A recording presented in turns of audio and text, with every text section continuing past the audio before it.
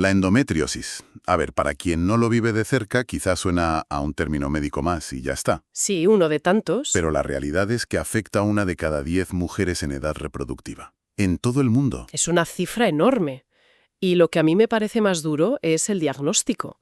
Tarda una media de casi 7 años en llegar. 7 años. 7 años. Imagina lo que es vivir con un dolor crónico que a veces te incapacita sin que nadie le ponga nombre ni te dé una solución clara. Y ese es el kit de la cuestión. Porque los tratamientos que hay, los convencionales, como los antiinflamatorios, las terapias hormonales... Se quedan cortos. A menudo se quedan cortos, sí.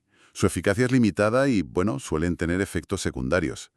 Esto crea un vacío que empuja a muchísimas personas a buscar sus propias respuestas. A la desesperada a veces. A la desesperada, para intentar tener una vida normal. Pues justo en ese vacío es donde nos vamos a meter hoy. Tenemos un análisis muy completo basado en una presentación del Dr. Steven Zinberg, que habla de una de las alternativas, más controvertidas y a la vez prometedoras. El uso de cannabis. El uso de cannabis para aliviar el dolor pélvico crónico de la endometriosis. Así que vamos a desgranar esto, a ver qué hay de cierto, qué es teoría y qué nos falta por saber. Venga. Lo primero, y creo que hay que empezar por aquí porque la fuente insiste mucho, es que no todo el cannabis es igual. Para nada. Usamos cáñamo y marihuana casi como si fueran lo mismo, pero por lo visto son mundos aparte. Completamente. Es la primera distinción y la más importante. A ver, ambos vienen de la planta cannabis sativa, pero la diferencia es química. Ilegal. La clave está en el THC, ¿no? La clave es el THC, el tetrahidrocannabinol. El cáñamo, por definición legal, tiene menos de un 0,3% de THC. O sea, nada. Es una cantidad ínfima, incapaz de producir ningún efecto psicoactivo. Por eso, su uso es industrial.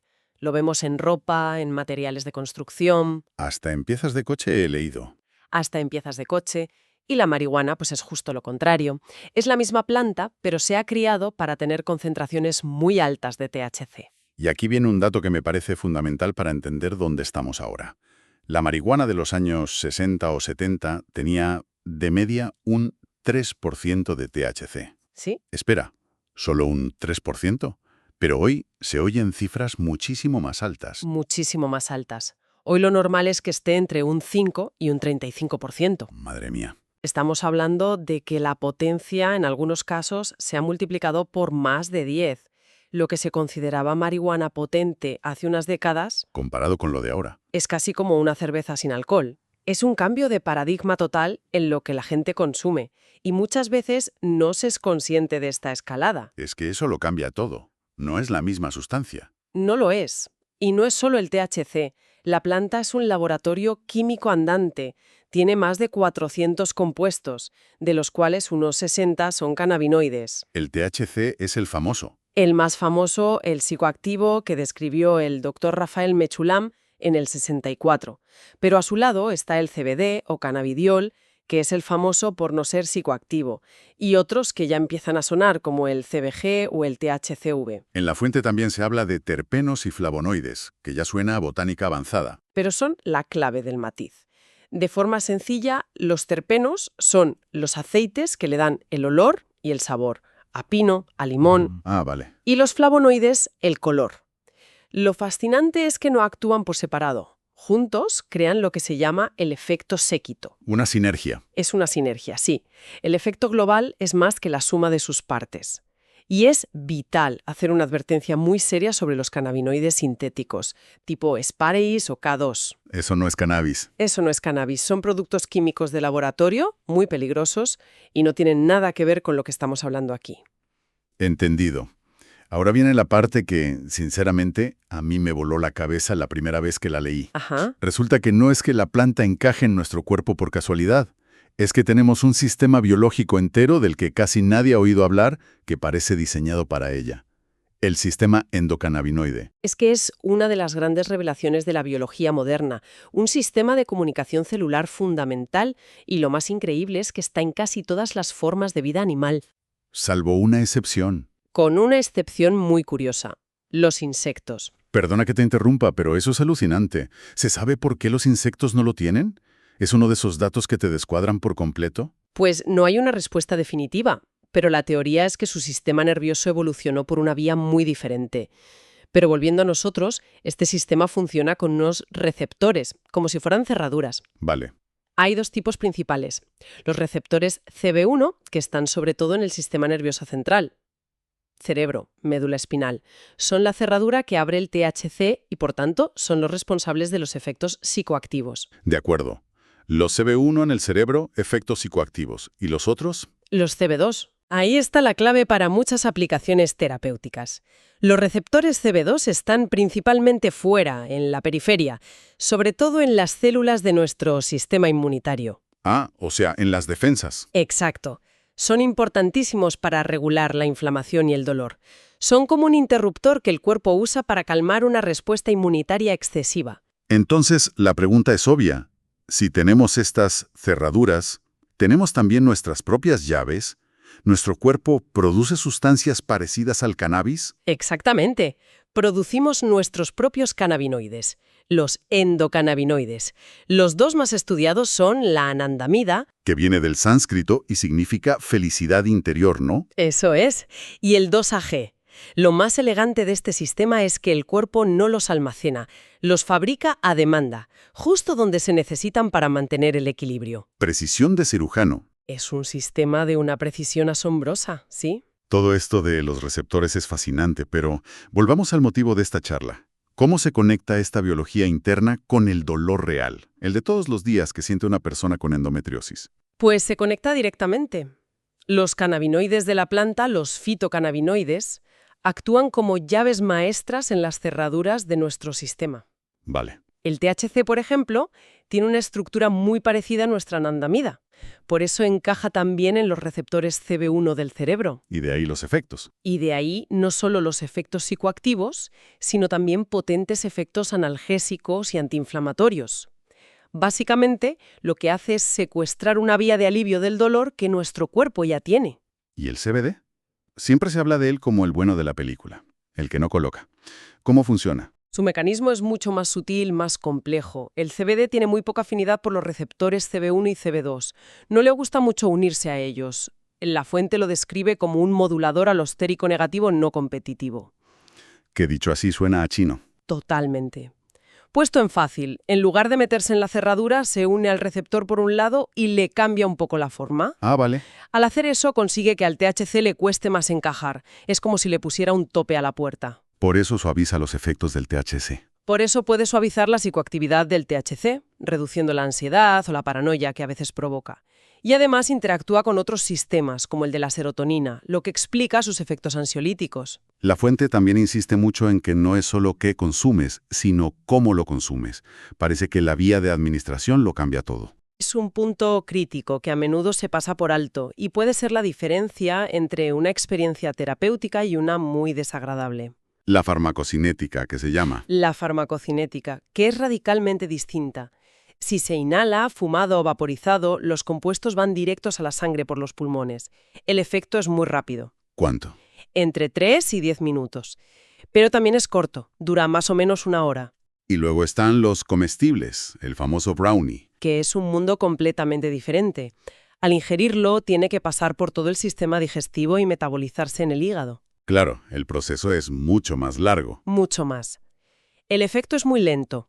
Puede tardar de 45 a 120 minutos en aparecer, pero cuando llega es mucho más duradero, hasta 6 horas. Y más potente, ¿no? Y aquí está el detalle crucial. En el hígado, una gran parte del THC se convierte en 11-hidroxi-THC, un metabolito que es bastante más potente y psicoactivo que el THC original. Esto debe ser la causa de muchísimas malas experiencias. Alguien que no lo sabe, prueba un poco, a la hora no siente nada, piensa, esto no funciona, y se come otro trozo. Y 2 horas después... Le golpea todo junto como un tren. Precisamente. Es un error muy común por desconocimiento. Por eso es tan importante entender estas diferencias. Y bueno, también existe la vía sublingual, que es un punto intermedio. Vale, la teoría encaja como un guante. Tenemos un sistema para regular el dolor y la inflamación, y la planta tiene compuestos que activan ese sistema. La pregunta del millón es, ¿funciona en la práctica? ¿Qué dice la evidencia? Sí. ¿Qué dice la evidencia científica sobre la endometriosis en concreto? Pues mira, para entender la urgencia de encontrar algo que funcione, la fuente cita un dato demoledor. Un estudio en 10 países reveló que las mujeres con endometriosis pierden, de media, casi 11 horas de productividad laboral a la semana.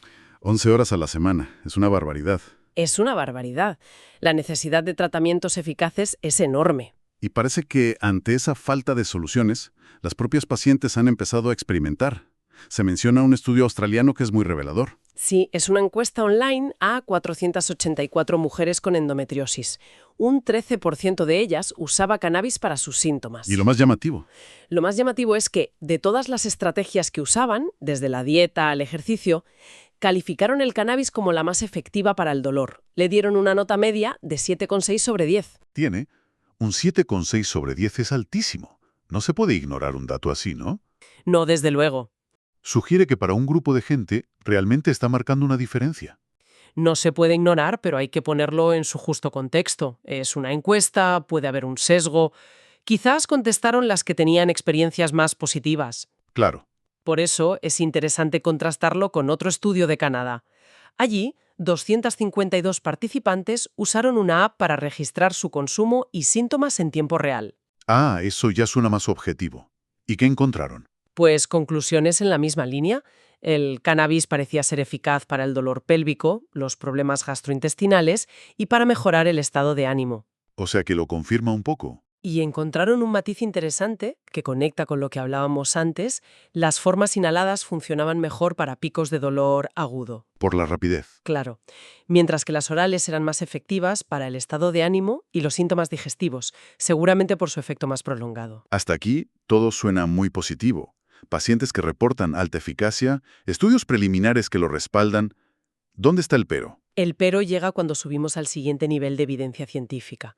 Las revisiones sistemáticas, como las de la base de datos Cochrane, que son el estándar de oro, El máximo nivel. el máximo nivel. Y pintan un cuadro mucho más cauto. Una revisión de 2018 sobre cannabis para el dolor crónico en general, no solo endometriosis, concluyó que los posibles daños del tratamiento podrían superar los beneficios. Momento, eso es un jarro de agua fría. La revisión Cochrane es una referencia mundial. Sí, lo es. Estamos diciendo que, a pesar de lo que cuentan las pacientes, la evidencia de más alta calidad sugiere que no solo no funciona tan bien, sino que podría ser perjudicial. Es un choque de realidades tremendo. Es la gran paradoja de este campo.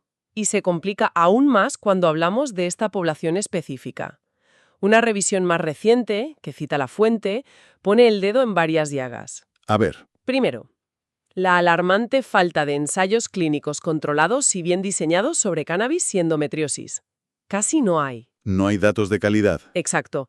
Y segundo, advierte sobre riesgos a largo plazo, como psicosis o trastornos del ánimo, y la advertencia más seria para mujeres en edad reproductiva, el posible impacto negativo en la implantación del embrión Vaya. y en el desarrollo neuronal del feto si se produce un embarazo. Esto plantea un dilema ético y clínico de primer orden. Entonces estamos atrapados entre la espada y la pared. Por un lado, una base biológica que tiene todo el sentido del mundo. Sí. Y, sobre todo, el testimonio real de pacientes que dicen que les ha cambiado la vida. Y por el otro, la ciencia de alto nivel nos dice, cuidado, Cuidado. no tenemos pruebas sólidas y hay riesgos importantes que no podemos ignorar. Has resumido la situación a la perfección. La conclusión de la fuente es honesta y prudente, aunque hay razones teóricas muy potentes para pensar que el cannabis podría ser eficaz. La medicina basada en la evidencia. Aún no ha llegado a ese punto.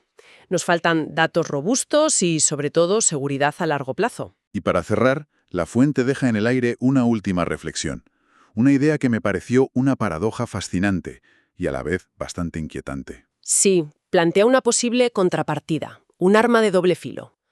Sabemos que el cannabis tiene potentes efectos antiinflamatorios y es probable que ahí esté gran parte de su capacidad para aliviar el dolor. Claro, la endometriosis es una enfermedad inflamatoria. Atacas la inflamación, alivias el dolor. Es lógico. Pero, y aquí viene la paradoja, ¿qué pasa si esa misma acción antiinflamatoria tan potente está, al mismo tiempo, interfiriendo con la capacidad del propio sistema inmunitario para hacer su trabajo? ¿A qué te refieres? A reconocer esas células de endometriosis que están donde no deben y eliminarlas. Pasarás. Esto nos deja con una pregunta final realmente provocadora para reflexionar. ¿Podría una sustancia que está aliviando los síntomas de la endometriosis estar simultáneamente dificultando la capacidad del cuerpo para combatir la raíz de la enfermedad?